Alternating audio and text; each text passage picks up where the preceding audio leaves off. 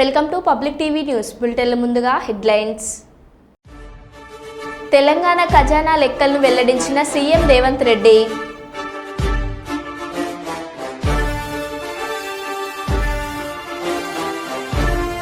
దాహమని వచ్చి 2.5 తులాల బంగారు గొలుసు తెంచుకొని పరార్.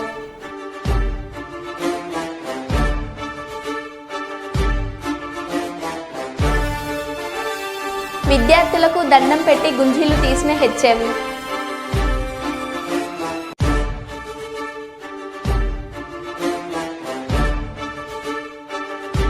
హైదరాబాద్ ముసరాంబాగ్ ఈస్ట్ ప్రశాంత్ నగర్లో పోలీసుల బూట్లు చెప్పులు ఎత్తుకెళ్లిన దొంగలు.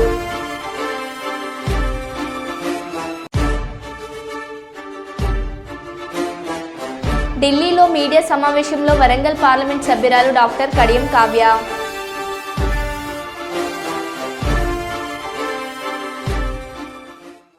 ఇక వివరాల్లోకి వెళ్తే, హన్మకొండ జిల్లా కాంగ్రెస్ పార్టీ కార్యాలయంలో మున్సిపల్ కార్పొరేషన్ ఫ్లోర్ లీడర్ తోట వెంకటేశ్వర్లు, బ్లాక్ కాంగ్రెస్ అధ్యక్షులు అంకుష్, మాజీ కార్పొరేటర్ డిన్నా పత్రికా సమావేశంలో మాట్లాడారు. బీఆర్ఎస్ నాయకులు నిన్న వరంగల్ పశ్చిమ నియోజకవర్గ ఎమ్మెల్యే నాయిన్ రాజేందర్ రెడ్డి గారిపై చేసిన వ్యాఖ్యలను తీవ్రంగా ఖండించారు. 10 ఏళ్ల బీఆర్ఎస్ పాలనలో తెలంగాణ రాష్ట్రంలో గాని వరంగల్ జిల్లాలో చేసిందేమీ లేదని, ఉద్యమం పేరుతో ప్రజలను మోసం చేశారని, యువతను రెచ్చగొట్టి పబ్బం గడుపుకునే ప్రయత్నం చేశారని అన్నారు.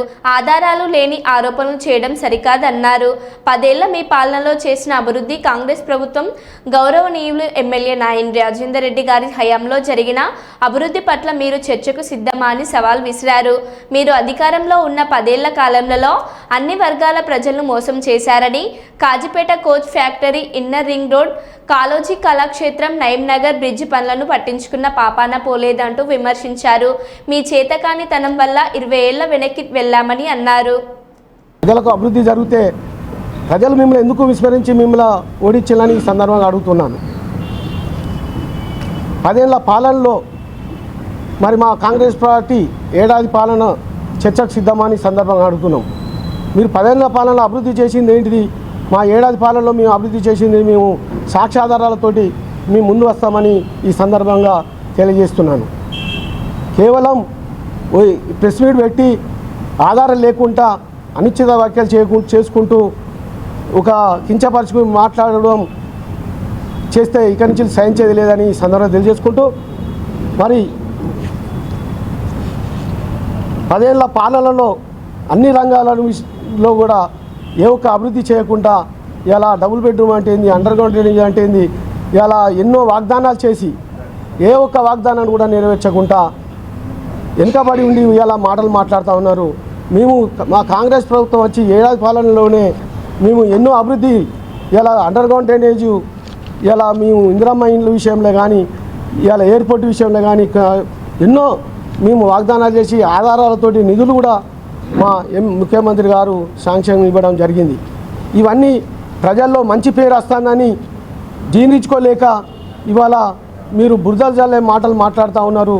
ఇది కరెక్ట్ కాదు. మీరు ఇక్కడి నుంచిలైనా మీరు ప్రజల్లో మంచి పేరు తెచ్చుకోవడానికి మంచి పనులు చేయాలి. కానీ ఇలా మా ఎమ్మెల్యే గారు 30 ఏళ్ళు కాంగ్రెస్ పార్టీని పట్టుకొని మమ్మల్ని అందరినీ పట్టుకొని ఇవాళ ప్రజల అభివృద్ధిని 2020 మ్యాచ్ లెవెల్లో 6 బాల్లాల్లో 6 సిక్స్లు కొట్టుకునే విధంగా వరంగల్ పశ్చిమతో పాటు ఉమ్మడి ట్రై సిటీని, ఉమ్మడి జిల్లా వ్యాప్తంగా అభివృద్ధి జరుగుతుంటే ఊర్వలేక మా మాజీ ఎమ్మెల్యేలు అటు నరేందర్ అనే కానీ పెద్ద స్వర్షరెడ్డి కానీ ఇద్దరు కొంత మాట్లాడడం జరిగింది. అయ్యా, ఆనాడు మానుకోటలో తుపాకీ చెయ్యి ఎవరిది అని అడిగిండ్రు. ఆనాడు మానుకోటల్లో తుపాకీ చెయ్యని నీ పక్కనున్న కౌశిక్ రెడ్డి గారిని అడగండి, నీ పక్కనున్న మాలోతు కవిత గారిని అడగండి. ఆనాడు మానుకోటలో జరిగినప్పుడు అప్పుడు పాల్గొన్న ప్రతి ఒక్కరిని టీఆర్ఎస్ పార్టీలో తీసుకున్నప్పుడు అప్పుడు వాళ్ళు మంచోళ్ళు, ఇప్పుడు వాళ్ళని మంచోళ్ళు కాదు. ఉద్యమకారులని ఇప్పుడు జరగబోయే మీటింగ్ను పెద్ద ఎత్తున సక్సెస్ చేయాలని, పబ్లిక్ ఎవరు వస్తలేరని, ఈ తెలంగాణ సెంటిమెంట్ను రెచ్చగొట్టాలని మరొక్కసారి ఉద్యమకారులందరినీ రెచ్చగొట్టే విధంగా ఉద్యమాన్ని సెంటిమెంట్ తీసుకొస్తుండ్రు. మీరు నిజమైన ఉద్యమకారులైతే ఉద్యమకారుల పక్షాన నిలుంటే 2001 నుంచి నిజమైన అసలు సిసలైన ఉద్యమకారులకు అన్యాయం జరుగుతుంటే మీరు ఎక్కడున్నారు? అలాగే 2001 నుంచి ఉన్న గుడిమల రవికుమార్ గారు ఎటు పోయిండు, సహోదర్ రెడ్డి గారు ఎటు పోయిండ్రు, పర్కాల టికెట్ ఇచ్చిన మొండి వచ్చిన వేరే వారి వ్యక్తులకు ఉద్యమ దోహరులకు టికెట్ ఇస్తున్న నాగూరు వెంకన్న ఎటు పోయిండు, రాజ్ కిషోర్ అని వరంగల్లోనే ఉంటాడు, 2001 నుంచి నాతోటి దెబ్బలు తిని జైలు పాలైన రాజ్ కిషోర్ ఎటు పోయిండు, జూనియర్ కేసీఆర్ అని క్రాంతి ఉంటాడు దళిత బిడ్డ, క్రాంతి ఎటు పోయిండు. ఇలా చెప్పుకుంటూ పోతే వేల మంది పేర్లు చెప్తా, నేను వేల మంది పేర్లు నా నోటితో చెప్తా. క్రియాశీలంగా పాత్ర పోషించిన ఆనాటి తెలంగాణ ఉద్యమంలో మేము సైతం అన్న జర్నలిస్టులు ఎటు పోయిండ్లు, వాళ్ళకి ఇస్తామన్న డబుల్ బెడ్రూమ్లు ఎటు పోయిండ్లు, వాళ్ళకి ఇస్తా అన్న కోటాను ఎటు పోయినారు. దయచేసి ఇకనైనా తెలంగాణ తెలుగు ప్రజలు ఎల్లవేళలా కవయిత్రి ఆతుకూరి మొల్లమాంబ చేసిన సేవలను ప్రజలు గుర్తుంచుకునేలా మార్చి 13వ తేదీన కవయిత్రి ఆతుకూరి మొల్లమాంబ జయంతి వేడుకలు ఘనంగా జరుపుకోవాలని రజాకా సంఘం రాష్ట్ర నాయకులు రాంబాబు, శాలివాహన సంఘం, కుమ్మరి సంఘం నాయకులు కోరారు. ఈరోజు కలెక్టర్ కార్యాలయంలో కవయిత్రి ఆతుకూరి మొల్లమాంబ చిత్రపటానికి పూలమాలలు వేసి అనంతరం సంఘాల నాయకులతో సమావేశం జరిగింది. కార్మికుల రెసిడెన్స్ హాస్టల్ అనేది బడ్జెట్లో ప్రభుత్వంలో దృష్టిలో ఆల్రెడీ జరుపుకోండి జీవో ఇచ్చారు, జరుపుకుంటున్నారు. కానీ మన కర్నూలులో ఆ పాఠశాల రెసిడెన్స్ స్కూల్ హాస్టల్ని 1 నుంచి 10th క్లాస్ వరకు ఇంటర్మీడియట్ వరకు హాస్టల్ జరుపుకోండి నిధులు ఇచ్చారు, అన్ని ఇస్తున్నారు. కానీ భవనం మాకు బాడేకి లేదు, మాకు దొరకడం లేదని చెప్తున్నారు. ఇంతమందిలో ఉన్నారు పెద్దలు, ఒక భవనం చూడండి అని చెప్పి మీరు ఆర్డర్ వేయండి, భవనం మా వాళ్ళు చూసి పెడతారు. ఆ స్కూల్ని మా వాల్మీకి వాళ్ళని స్కూల్లో చేర్చడానికి అవకాశం కల్పించండి సార్ ప్లీజ్. దయచేసి మీరు కలెక్టర్ గారి దగ్గర మీరు తప్పు సమాచారం పోతుంది, ఆయనకు అడిగాడు మొన్న జయంతి రోజు, ఏంది ఇది ఇక్కడ స్కూల్ జరుగుతుందంటే బిల్డింగ్ హాస్టల్లో చెప్తున్నారు. దయచేసి వాల్మీకులకు భవనం మీరు మాకు ఆర్డర్ వేయండి, మేము చేసేస్తాము, మంచి బిల్డింగ్ చూస్తాము, హాస్టల్ నడిపిస్తాము. అందరం పిల్లల్ని ఇప్పుడు స్టార్ట్ అవుతాయి, మనం ఇప్పటి నుంచే స్టార్ట్ చేస్తే రేపు జూన్లో స్టార్ట్ చేసుకుని ఇంకా అవకాశాలు ఉంటాయని ఈ సందర్భంగా మీకు చేతులెత్తి మొక్కుతున్నాం సార్. పిల్లలు అలానే హాస్టల్ పోయి 8 నెలలుగా వస్తుంది. హాస్టల్ని నిర్మించి ఒకసారి అడుగుతాడు, రేపు జయంతి రోజు మళ్ళీ అందరూ అడుగుతారు, విద్యాసంఘ లీడర్లు అడుగుతారు, ఖచ్చితంగా అడుగుతారు. కాబట్టి హాస్టల్ లేదు, అది మళ్ళీ పునరుద్ధరించాల్సి కూర్చు. మంత్రి కూడా జయంతి ఉత్సవాల్లో కూడా 535 జయంతి తరుణంగా కలెక్టర్ గారు కలిసాం, అందరం కూడా కలిసాం. అదే విధంగా నేను ఈ సెక్రటరీ ఏరియాలో కూడా కలిసి చంద్రబాబు నాయుడు రిప్రజెంట్ ఇచ్చాను. ఫస్ట్ ప్రభుత్వం దృష్టి తీసుకెళ్ళినప్పుడు ఆ ఒక సమస్య ఏమి మీరు అధికారులు కూడా, నేను ఒకటే చెప్తున్నా అధికారులకు కూడా, ఎందుకంటున్నామంటే ప్రతి ఒక్కరి విగ్రహం ఏర్పాటు చేసుకుంటే వారి ఒక కులానికి పరంగానే, సామాజిక పరంగానే, ఆర్థిక పరంగానే కూడా అన్ని విధాలుగా మనం ముందుకు పోతాం. ఇది కూడా మనం ముఖ్య ఉద్దేశం పెట్టుకోవాలి. ఎందుకంటున్నామంటే ఈరోజు బీసీ కులాలకు ఎందుకంటే పెన్షన్ 4000 ఇవ్వాలి. ఆ 4000 ఇస్తే ఆ కులాలు కూడా అభివృద్ధి చెందుతాయి. పెన్షన్ పెట్టుకోవాలంటే కూడా తీసుకొని వారికి ఉన్నటువంటి అంశాలు ఏమి, వాళ్ళు ఏ ప్రభుత్వం చేస్తున్నారు.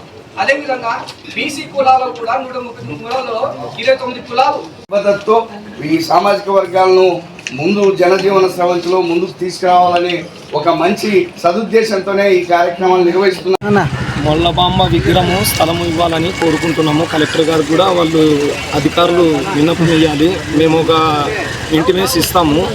మా కర్నూలు దగ్గరలో ఇక్కడ కల్లూరు మండలం సమీపంలో మాకు విగ్రహం స్థలం ఇవ్వాలని కోరుకుంటూ, ఇంకొకటి మొల్లమాంబ భవనం కూడా ఏర్పాటు చేయాలని అధికారులను కోరుకుంటున్నాము. నా పేరు రామకృష్ణ. ఈరోజు మా మొల్లమాంబ విగ్రహము ఘనంగా జరుపుకున్నాము. కాబట్టి ఈ మొల్లమాంబ విగ్రహం జరుపుకున్నాం. కానీ ఈ సంఘాలందరం కలిసి, అన్ని సంఘాలు వచ్చి కలిసి బాగా సంతోషంగా చేసుకున్నాం. కాబట్టి వచ్చే సంవత్సరం కలెక్టర్ గారు బాగా ఘనంగా చేయాలని మేము కోరుకుని పేరు కేలింగన్న. ఈరోజు మొల్లమాంబ జయంతి, ఈరోజు 508వ జయంతి. ఎందుకంటే ఈరోజు బీసీలలో మేధావులు ఉన్నారంటే మొల్లమాంబ లాంటి ఉన్నారు. రామాయణం రచించింది వాల్మీకి. అలాంటి బీసీ కులంలో పుట్టడం మాకు అదృష్టం, చాలా అదృష్టం. అదే తరుణంలోనే కలెక్టర్ ఆఫీస్లో కూడా ఈరోజు కలెక్టర్ అధ్యక్ష ఆధ్వర్యంలోనే జయంతి జరిగింది. ముఖ్య ఉద్దేశం ఏంటంటే ఉల్లంబాబు విగ్రహం ఏర్పాటు చేయాలి, అదేవిధంగా కమ్యూనిటీ హాల్ కూడా ఏర్పాటు చేయాలి. అదే తరంలోనే ఈరోజు కలెక్టర్ గారు కోరుకున్నది ఒకటే ఏంటంటే కర్నూలు నగరంలోని డిఎన్టీ హాస్టల్, బీసీ హాస్టల్ తీసేయడం జరిగింది.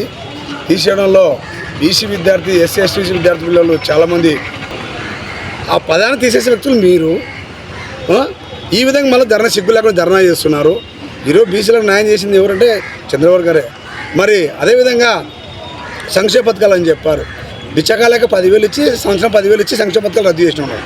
మరి ఈరోజు మా చంద్రబాబు గారు సంక్షేమ పథకాలపై బీసీ ఎస్టీ పిల్లలకి బీసీ రుణాలకు 841 కోట్లు ఇచ్చారు. మళ్ళీ ఇంతవరకు చూడండి మీరు. కాబట్టి సిగ్గుంటే బీసీల గురించి మాట్లాడే అర్హత వైఎస్ జగన్కి లేదు. కాబట్టి మనం కూడా బీసీలు అందరూ ఖచ్చితంగా బాబు గారు ఖచ్చితంగా బీసీల కోసం చేస్తున్నారు. అదేవిధంగా హాస్టల్ అయితే మిగతా అన్ని అభివృద్ధి చేస్తున్నారు. కాబట్టి మనం కూడా సీఎం గారు కూడా ఖచ్చితంగా కృతజ్ఞతలు తెలియజేయాలి. నా పేరు రాంబాబు, జాతీయ బీసీ సంక్షేమ సంఘం state secretary. Godavarikhani 1 town police station పరిధిలోని సమస్యాత్మక ప్రాంతాలను అర్ధరాత్రి Ramagundam police commissioner Amber Kishore, IPS DIG ఆకస్మికంగా తనిఖీ చేశారు. ఇట్టి కార్యక్రమంలో సిపి రామగుండంతో పాటు Peddapalli DCP P Karunakar, Godavarikhani ACP Madatha Ramesh, సిఐలు ఇంద్రసేనారెడ్డి, ప్రవీణ్ రవీందర్, లింగమూర్తి, గోదావరికని సబ్ డివిజన్ ఎస్ఐలు మరియు సిబ్బంది, డిస్టిక్ పార్టీ తదితరులు పాల్గొన్నారు.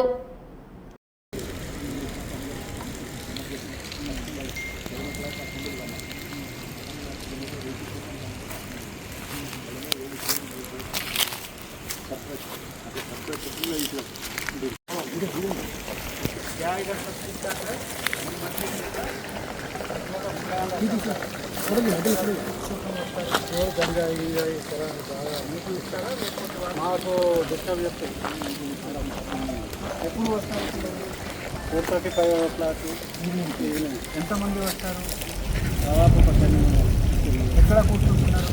ఇప్పుడు బ్యాక్ సైడ్ కూర్చుంటారు, మధ్యలో కూర్చుంటారు. ప్రతి రోజు సేమ్ మనిషి వస్తారు, వేరే వేరే బదిలీ వస్తారు, వేరే వేరే 4-5 ఈవినింగ్ టైం.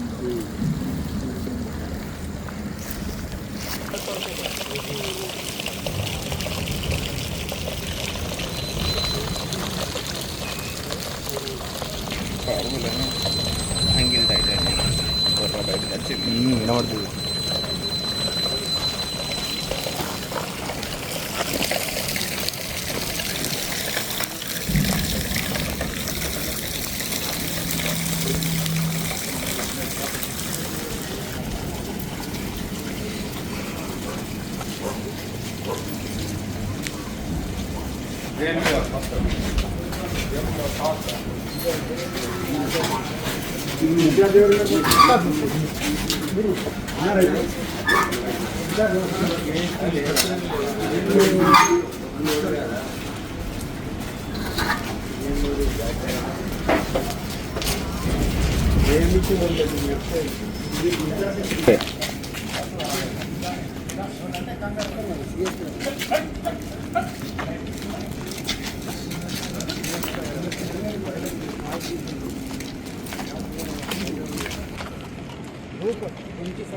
రోడ్ పాయింట్ నుంచి దూరం ఉన్న ఈకేవిడి ఆ ఏరియాలో సడన్గా అట్లనే ఊరు పక్కన మనము వెళ్తూ ఉంటే 10-30 అవధానం తెలుగు సాహిత్యంలో వినూత్నమైన ప్రక్రియ అని దంత వైద్యులు వర్ధమాన అవధాని శ్రీ బోరెల్లి హర్ష, మిలిటరీ కాలనీ ప్రధానోపాధ్యాయులు రాజేశ్వరమ్మలు తెలిపారు.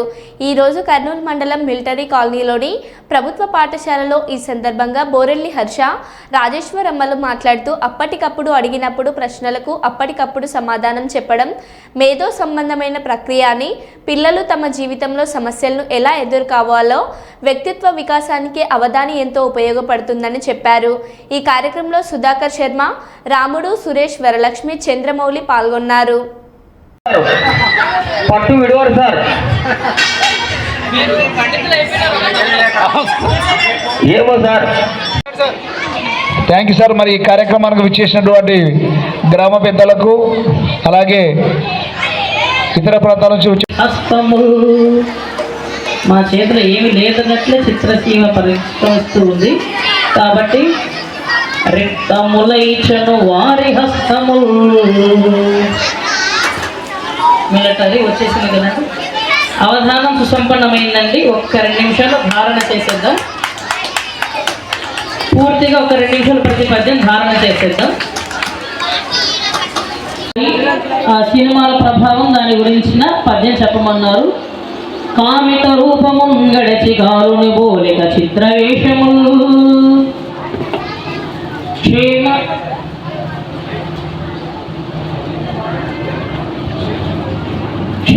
విశేష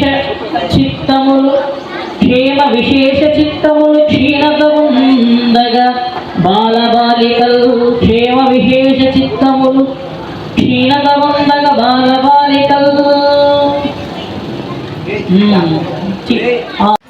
అవధానం తెలుగు సాహిత్యంలో ఇది ఒక వినూత్నమైన ప్రక్రియ. అప్పటికప్పుడు అడిగిన ప్రశ్నలకు సమాధానం చెప్పి చివరిలో అంతా అప్పచెప్పడం. ఇది మేధో సంబంధమైన అత్యద్భుతమైన కేలి, ఒక క్రియ. ఇది చిన్నపిల్లల మధ్యలో చేయడంలో ఉద్దేశం ఏంటంటే జీవితంలో ఉన్న సమస్యలను కూడా ఎట్లా ఎదుర్కోవాలన్న వికాసాన్ని కలగజేస్తుంది. వ్యక్తిత్వ వికాసానికి అవధానం ఎంతగానో తోడ్పడుతుంది. ఆ రకంగా ఈరోజు ఈ పాఠశాలలో జిల్లా పరిషత్ ఉన్నత పాఠశాల మిలిటరీ కాలనీలో ఏర్పాటు చేయించబడిన ఈ అవధానం ఆ సందర్భాన్ని పురస్కరించుకొని పిల్లలు కూడా చాలా ఉత్తేజభరితులైన శ్రద్ధాశక్తులతో విన్నారు, ఆస్వాదించారు. ఇక్కడ ఈ సందర్భాన్ని నిర్వహణ చేయడానికి హెచ్ఎం గారు, రాజేశ్వరమ్మ గారు, అదేవిధంగా పాఠశాల సహాయకులు శ్రీనివాసులు గారు ఎంతగానో తాపత్రయపడి నన్ను ఇక్కడికి రప్పించి పిల్లలకందరికీ అవధానము తెలుగు భాష యొక్క ఔన్నత్యాన్ని వివరింపజేసినందుకు వాళ్లకు ఈ వేదికను సిద్ధపరిచి సహాయపడిన ఉపాధ్యాయ బృందానికి అందరికీ నమస్సులు తెలియజేస్తూ ముగిస్తున్నాను. ఈరోజు జిల్లా పరిషత్ ఉన్నత పాఠశాల మిలిటరీ కాలనీలో బోరెల్ల హర్ష గారి యొక్క అవధానం జరిగింది. సాధారణంగా అష్టావధానం, శతావధానం అని చెప్పేసి ఉంటుంది. కానీ ఈరోజు మాకున్నటువంటి పృచ్ఛకులు మొత్తం 9 మంది ఉన్నారు. చాలా వినూత్నంగా నవావధానం జరిగింది. పిల్లలందరూ కూడా చాలా శ్రద్ధతో అవధానం మొత్తం కూడా విన్నారు. చాలా ఉత్తేజపూరితమైపోయినారు. చాలామంది పిల్లలు తర్వాత ప్రశ్నించినప్పుడు మేము కూడా భవిష్యత్తులో ఇలాంటి అవధానాలు నిర్వహిస్తామని చెప్పేసి చాలామంది చెప్తున్నారు. ఈ అవధాన కార్యక్రమం ఏర్పడడానికి మా స్కూల్ యొక్క పాఠశాల సహాయకులు ఆదేశాల మేరకు ఈరోజు తలపెట్టిన యువత పోరు కార్యక్రమంలో భాగంగా సామర్లకోట ప్రసన్నాంజనేయ నగర్లో ఉన్న పెద్దాపురం నియోజకవర్గ వైఎస్ఆర్సీపీ పార్టీ కార్యాలయం నందు పార్టీ ఆవిర్భావ దినోత్సవం సందర్భంగా పార్టీ జెండా ఎగరవేసి కేక్ కట్ చేసిన ఆంధ్రప్రదేశ్ రాష్ట్ర హౌసింగ్ కార్పొరేషన్ మాజీ చైర్మన్ మరియు పెద్దాపురం నియోజకవర్గ వైఎస్ఆర్సీపీ ఇన్ఛార్జ్ శ్రీ దవులూరి దోరబాబు గారు దివంగత నేత వైఎస్ఆర్ రాజశేఖర్ రెడ్డి గారి విగ్రహానికి పూలమాలలు వేసి నివాళులర్పించిన వైఎస్ఆర్సీపీ సీనియర్ నాయకులు, రాష్ట్ర కార్మిక సంఘ నాయకులు పెద్దాయన శ్రీ దవులూరి సుబ్బారావు. ఈ కార్యక్రమంలో పాల్గొన్న పెద్దాపురం నియోజకవర్గ ప్రజాప్రతినిధులు, నాయకులు, కార్యకర్తలు, అభిమానులు అనంతరం భారీ బైక్ ర్యాలీతో కాకినాడ బయలుదేరినారు.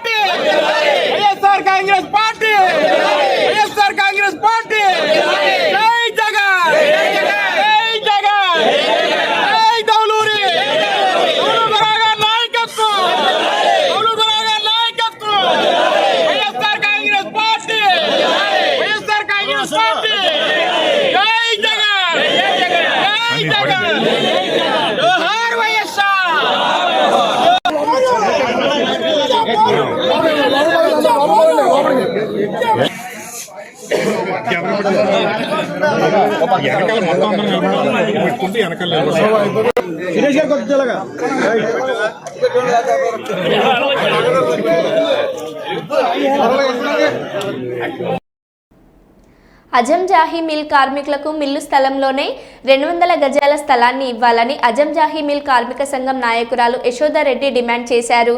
ఎస్సీ కమిషన్ ఆదేశాల మేరకు ఈరోజు వరంగల్ తహసీల్దార్ ఇక్బాల్ కలిసి కార్మికులందరికీ మిల్లు స్థలంలోనే ఇంటి నిర్మాణ స్థలాన్ని కేటాయించాలని వినతి పత్రం సమర్పించారు.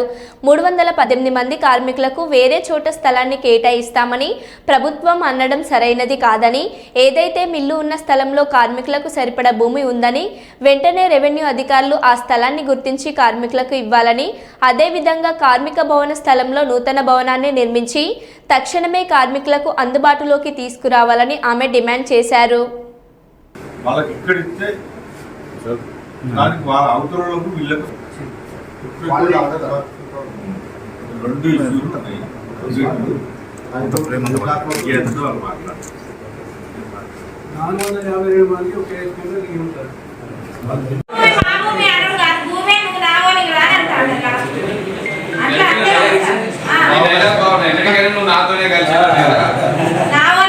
నా దగ్గరికి రావాలని భూమిని మాత్రమే సంపాదించుకోవాలి సార్. మనం బ్రతికేంత చాలు, తరతరాల కోసం బ్రతకడం కోసం సంపాదించడం కాదు.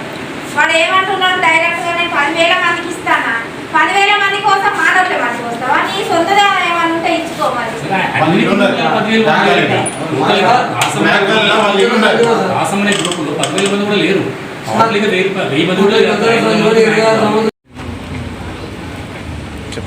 నేను కార్మిక యూనియన్ వర్కింగ్ ప్రెసిడెంట్. నా పేరు సింగిరెడ్డి యశోద. నేను దళితురాలను.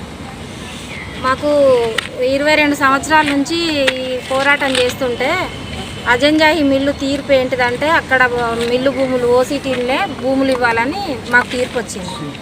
అయితే తీర్పు ప్రకారం ఇవ్వకుండా వీళ్ళు దళితులు ఇంత విలువైన భూములలో ఎందుకు ఉండాలి? వీళ్ళని తీసుకుపోయి ఊరు బయట వేయాలి. మరి మాకు హక్కు లేదా అందరిలాగా ఊరు మధ్యలో బతకడానికి? మరి ఓట్లు వేయడానికి అన్నిటికీ మేము పనికొస్తాం, కానీ ఊరు మధ్యలో బ్రతకడానికి మేము పనికిరాము. కాబట్టి మమ్మల్ని తీసుకుపోయి ఎక్కడో నివాస యోగ్యం లేని దగ్గర పడేసిండ్రు. మరి మాకు ఉండడం ఇష్టం లేదు అక్కడ. మరి మేము మా పోరాటం ఇక్కడే కొనసాగిస్తాం. మా భూమి ఇక్కడే కావాలి. మరి భూమి ఇక్కడ ఇవ్వకపోగా యూనియన్ ఆఫీసును కూడా కబ్జా చేసుకున్నారు. అటు మాకు అది లేకుండా ఇటు ఇది లేకుండా పెద్ద పెద్ద నాయకుల చేతులు కలిపి మాకు ఎక్కడ భూమి లేకుండా చేస్తున్నారు. మరి మాకు ఏంటిది, మేము చేసిన తప్పేంటిది? మేము అందరిలాగా పుట్టలేదా? మరి మా తల్లిదండ్రులు అక్కడ కష్టపడ్డారు, వాళ్ళ చెమటతో తడిచిన భూమే మాకు కావాలి. మేము ఎవరి సొంత భూములు అడుగుతలేము, సొంత ఆస్తులు అడుగుతలేము. అవి మాకు హక్కుగా వచ్చిన భూములు మాకు కావాలి. మరి దానికి కూడా మీరు పనికిరారు అని మాట్లాడినట్టు అయ్యేది ఉంటే దేనికంటే దానికి సిద్ధంగా ఉన్నాం. లాస్ట్కు మా ప్రాణ త్యాగాలు చేయడానికైనా సిద్ధంగా ఉన్నాం. మరి మీ ద్వారా మాకేమైనా న్యాయం జరుగుతుందేమో చూడాలని అనుకుంటున్నాం. నా పేరు సింగిరెడ్డి యశోద. మరో బులెటిన్లో మళ్ళీ కలుద్దాం. Stay tune.